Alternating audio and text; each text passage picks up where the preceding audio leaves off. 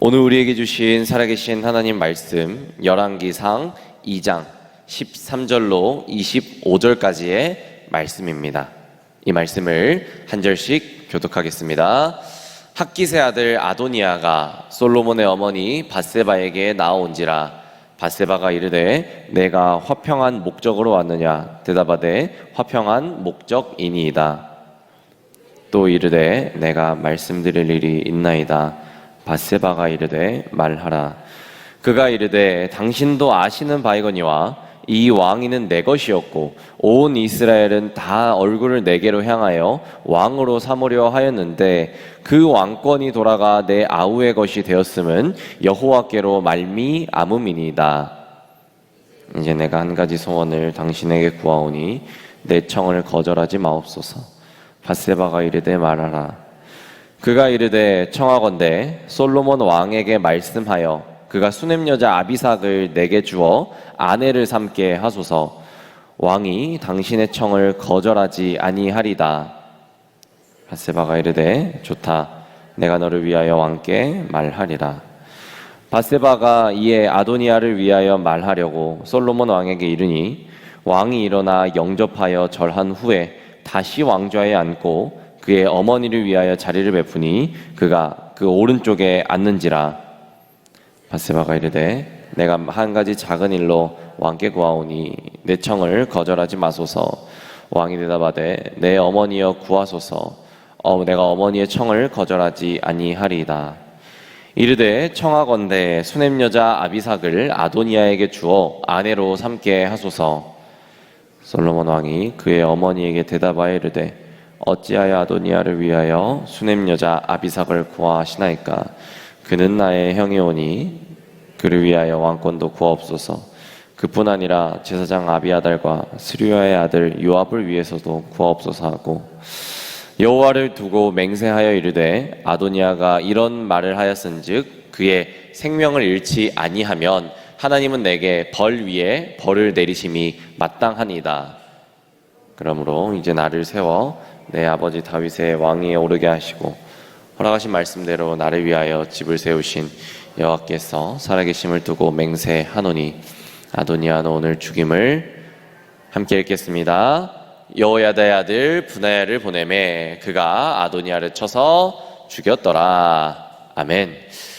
네, 저는 미역국을 참 좋아합니다. 그래서 이제 자취를 처음 시작했을 때 제일 만만하게 요리해서 먹을 수 있는 음식이 또 미역국 아니겠습니까? 근데 미역국을 좀 끓여보신 분은 아시겠지만 1,000원어치 미역을 사면 1인분 정도 같아요. 그래서 그것을 사서 미역을 불리라고 하는데 아시겠지만 이 1인분의 미역은 정말 얼마 안 되죠. 이 뭐 손바닥 정도도 안 되는 것이 이제 1인분의 미역의 양인데 그래서 이제 맨 처음에 이제 자취를 시작해서 이제 1인분의 또 미역국을 해 먹으려고 했을 때 이 1인분의 양을 보면서 이게 맞나 하면서 이제 조금 이제 불리라고 했는데 너무나도 양이 적어가지고 이 50g을 한꺼번에 넣고 불린 적이 있었어요. 한 번에 촤라락 넣고 좀 불린 적이 있었죠.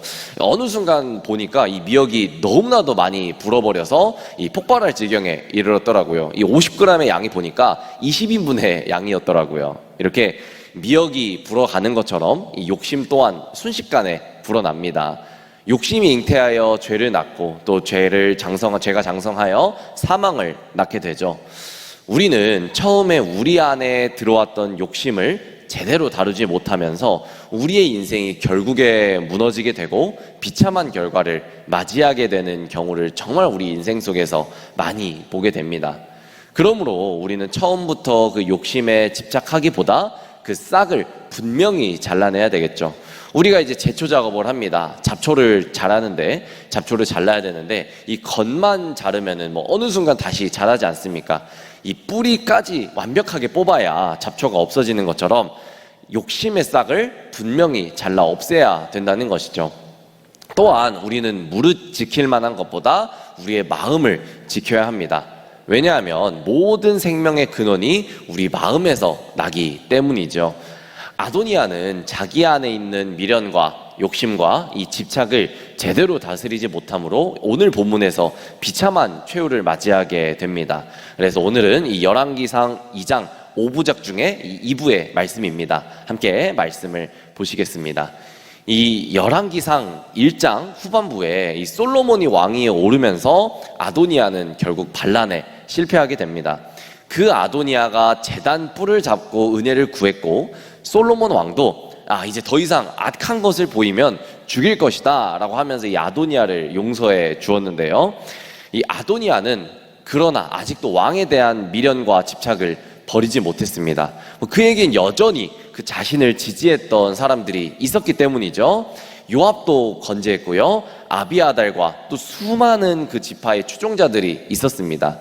그러나 이 아도니아에게 없었던 것은 단 하나, 명분이었습니다. 왕이 될 명분이 없었던 것이죠. 그는 하나님께도 인정받지 못했고요, 또 다윗의 허락도 받지 못했습니다. 그러므로 아도니아는 이 신락 같은 명분이라도 왕이 될 명분을 그가 얻을 수 있었다면 아도니아는 상황을 역전시킬 수 있을 것이다 라고 생각했을지 몰라요. 그래서 마치 그는 이 에덴 동산에서 뱀이 하와에게 접근했던 것처럼 솔로몬의 어머니 밧세바에게 또 접근하게 됩니다. 그리고 이 밧세바에게 수냄 여인 아비삭을 자신에게 달라라고 이제 요구를 하죠. 그런데 우리 오늘 말씀을 보는 우리는 의문을 제기할 수 있습니다. 아도니아가 지금 다시 왕권을 탈환하려고 합니다.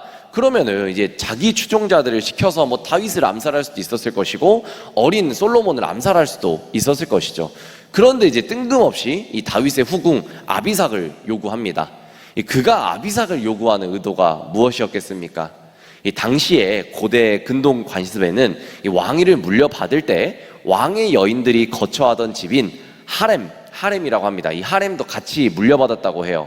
그러므로 이 선왕의 여자를 취한다는 것은 왕권을 이어받는다라는 이 상징적인 의미를 갖게 된다는 것이죠.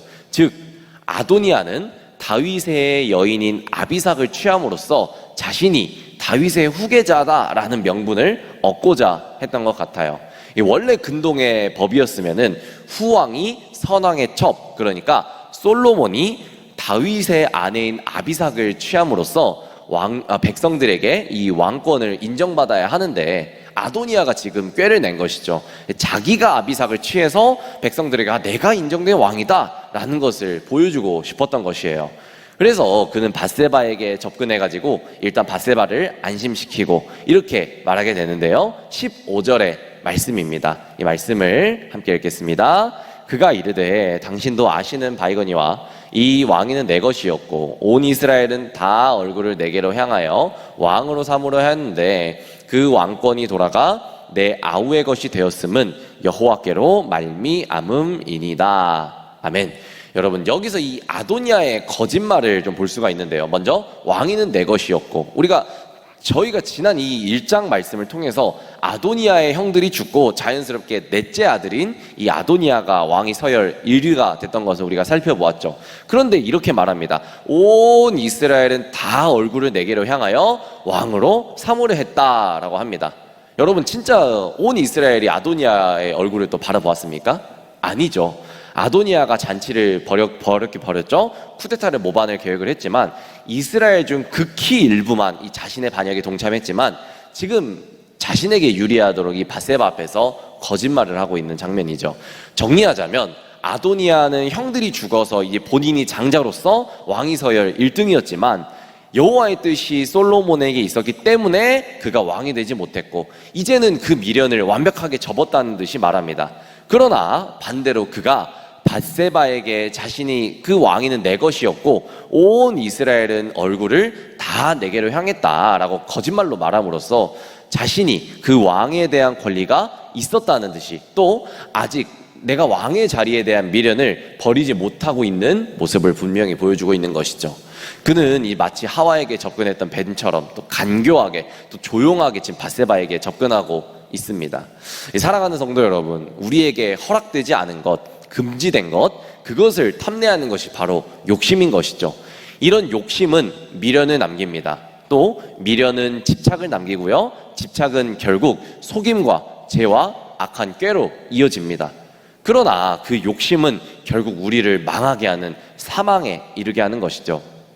여러분, 혹시 우리 안에 아직 처리되지 않은 미련이나 집착 또 욕심이 있으신지 꼭 돌아보아야 됩니다. 함께 기도하실 때에 내 안에 현재 하나님보다 앞선 집착이나 하나님보다 앞선 욕심이 있다면 분명히 우리가 기도하심으로 이것을 처리하시길 바랍니다. 우리 주변에서 이 미련과 집착을 처리하지 못해서 한꺼번에 무너지는 경우를 우리가 얼마나 많이 보게 됩니까? 사랑하는 여러분, 저와 여러분의 오늘 하루 우리 마음을 분명히 지킬 수 있기를 소망합니다. 우리 안에 모든 집착, 모든 욕심을 우리가 분명히 다스릴 수 있기를 주님의 이름으로 축복합니다. 여러분, 분명히 아셔야 되는 것은 내가 집착하는 것이 있다면 이것은 하나님께서 허락하신 것인지 아닌지 계속해서 점검해 봐야 된다는 것입니다. 아까도 말씀드렸던 것처럼 이 집착은 미련과 욕심에서 비롯됩니다. 내가 집착하는 것이 욕심인지 아닌지 판단하는 것은 오직 예수님의 허락이 있으셔야 된다는 것이죠. 예수님의 허락이 없는 욕심은 어떻게 됩니까? 하나님께서 어떻게든 손을 대시고 결국에는 심판의 때가 있다는 것이죠. 그렇다면 하나님이 허락하지 않으셨는데도 여전히 내가 집착하는 일이 있다면 무엇입니까? 이 솔로몬의 어머니 밧세바는 아도니아의 요구를 대수롭지 않게 여겼습니다. 성경을 읽는 우리는 지금 밧세바의 태도에 의아합니다. 만약에 이 아도니아의 반란이 성공했다면은 솔로몬과 밧세바는 당연히 처형 1순위였을 것입니다. 그러나 이 18절에 밧세바는 아도니아의 이런 간청을 듣고 흔쾌히 좋다라고 말합니다. 이 밧세바의 태도가 아도니아가 단순히 연애를 하고 싶다든지 아니면은 솔로몬에게 왕권까지 뺏겼는데 엄마로서는 당연히 이 정도는 할 수 있지라는 학자들의 의견이 좀 분분합니다만, 중요한 것은 15절에 이 아도니아가 왕권이 아우의 것이 됐음은 여호와께로 말미암았다. 즉 쉽게 말해 나 왕권 포기했습니다 라고 얘기했으니 그 정도는 들어줄 수 있는 요구다라고 생각했을 수도 있죠. 20절의 말씀에 또 분명히 등장하는데요, 20절 말씀을 함께 읽겠습니다. 밧세바가 이르되 내가 한 가지 작은 일로 왕께 구하오니 내 청을 거절하지 마소서. 왕이 대답하되 내 어머니여 구하소서. 내가 어머니의 청을 거절하지 아니하리이다. 아멘. 이 밧세바의 이 요구를 들은 솔로몬은 아도니아의 의도를 정확하게 간파했습니다. 아도니아의 요구에 담긴 이 거대한 음모를 꿰뚫어 본 것이죠. 솔로몬이 왕이 되었지만 이 솔로몬의 지지 기반은 아직까지 여전히 약했습니다. 반면에 군대 장관이자 권모 술수에 능한 요압이 여전히 건재해 있었고요, 아비아달과 아도니아의 지지자들인 아도니아의 사단들이 아직 살아 있었습니다. 이 전략상 아도니아와 솔로몬의 사단을 좀 비교하자면 아도니아 사단이 조금 더 건재해 보이죠. 솔로몬이 아도니아 사단의 불순한 의도를 알고 어머니의 부탁의 청을 단호히 거절합니다. 22절을 또 제가 읽겠습니다. 솔로몬 왕이 그의 어머니에게 대답하여 이르되 어찌하여 아도니아를 위하여 수넴 여자 아비삭을 구하시나이까? 그는 나의 형이오니 그를 위하여 왕권도 구하옵소서.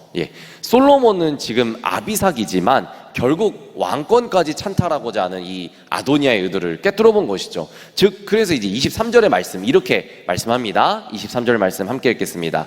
여호와를 두고 맹세하여 이르되 아도니아가 이런 말을 하였은즉 그의 생명을 잃지 아니하면 하나님은 내게 벌 위에 벌을 내리심이 마땅하니이다.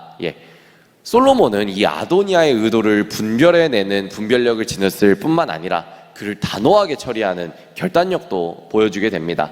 사랑하는 여러분, 사단은 항상 우는 사자와 같이 우리 주변을 어슬렁거리고 있어요. 우리의 분명한 약점을 알고 있는 것이죠. 그리고 분명한 약점을 알고 그 분명한 약점을 통해서 공격한다라는 것이 사단의 계획이라는 것을 오늘 분명히 다시 한번 우리가 계획하고 알아야 됩니다. 우리의 삶에 영적인 분별력이 있어야 되는 이유가 바로 여기에 있는 것이죠. 눈에 보이는 것이 다가 아니라 사단의 공격과 교묘한 그 속임수들이 분명히 있다는 것입니다. 그러므로 우리는 이 사단의 계략을 분별할 수 있는 분별력을 지녀야 될 뿐만 아니라 또한 그 사단의 유혹을 단호하게 물리칠 수 있는 결단력이 우리에게 분명히 필요하다는 것이죠. 여러분 주위에 지금 여러분들을 공격하거나 여러분들을 어렵게 하는 지금 문제가 있으신지요?